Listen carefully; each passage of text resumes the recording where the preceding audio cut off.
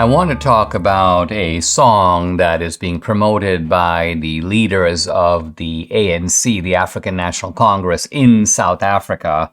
And the song is rather chillingly titled, Kill the Boer. Kill the Boer, B-O-E-R.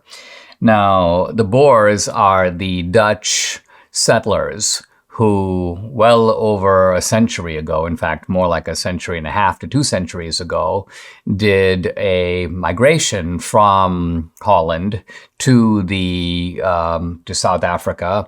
And they were initially vying with the British for control of South Africa. The British, in fact, had the majority of the control. If you've ever seen the film Breaker Morant, which is set around 1901, it's about the Boer War. The Boer War was essentially a fight for control between the Dutch and the British being the newcomers to South Africa and the Dutch having been there a long time. Then the Dutch established this apartheid system. It's a Dutch word which means apartness or separation.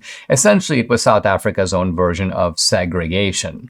The difference between South Africa and America is that in America, the whites who did the segregating were the majority. This was certainly true in the American South.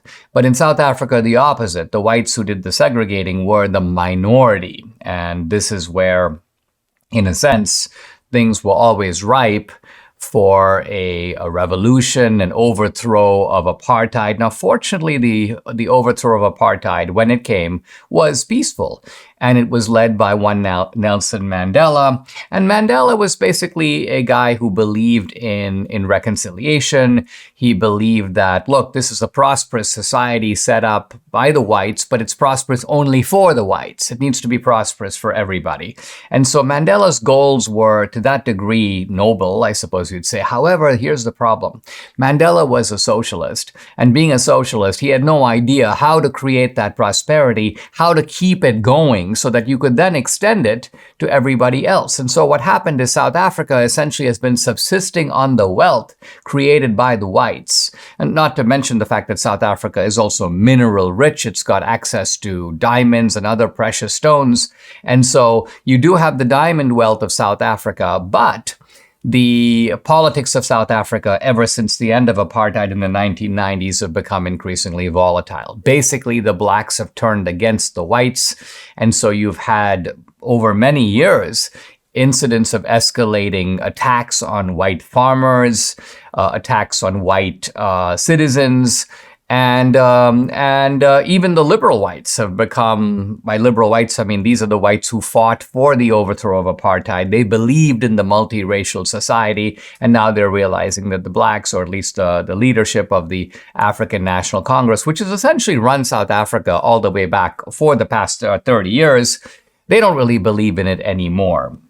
Hence the song Kill the Boer, which has become a kind of a defiant anthem. Now, there are two ways to look at the song. I mean, if you read the wording of the song, it just sounds like a recipe for murder. Just go find the Boer, find the white guys, kill them, and take their land, take their cars, take their stuff. But the leadership of the ANC does, no. This is a protest song that emerged out of the revolutionary struggle.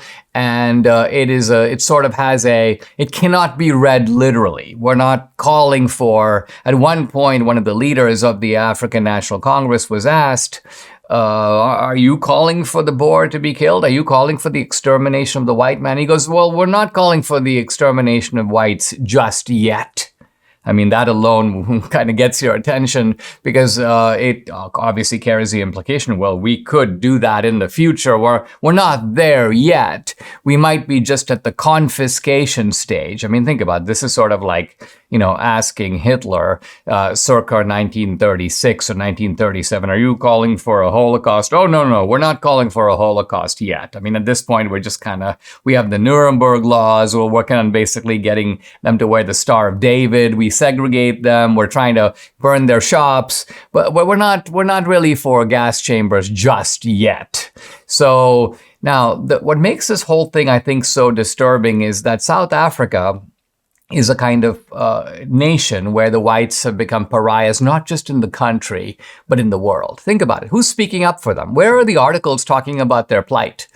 Every other group, in fact, so many of the so-called victim groups have very powerful allies. Even the civil rights movement here in America, you had blacks were a minority, but Martin Luther King had very powerful allies. The allies mainly came from the North, from the northern states. But think, for example, of all the people who went from the northern states. They went south to march, to ride the buses, the so-called freedom rides of the 1960s. But it seems that a lot of people worldwide are averting their gaze from South Africa. They realize that things are getting really bad. In fact, the only people who have taken any action is I saw a rather interesting article that Vladimir Putin, of all people, is creating a kind of special village in Russia for whites in South Africa to move to. So it's almost like Putin is saying, listen, we keep hearing about sanctuary cities, but nobody has a sanctuary city for the white South Africans who may find the future unlivable in their own country. So guess what? I'll take some of them here in Russia. Have you heard about the Durban Accords? They're the greatest threat to the US dollar's global dominance in the past 80 years. Now, on August 22nd, Brazil, Russia, India, China, and South Africa are expected to announce the launch of a new international supercurrency fully backed by gold or other commodities. It's part of a long-term plan to supplant the US and the dollar as cornerstones of the global financial system. How can you protect your savings, your IRA, your 401k from the fallout from this landmark shift? Well, you can diversify with gold from Birch Gold Group. Historically, gold has been a safe haven in times of high uncertainty, which is right now.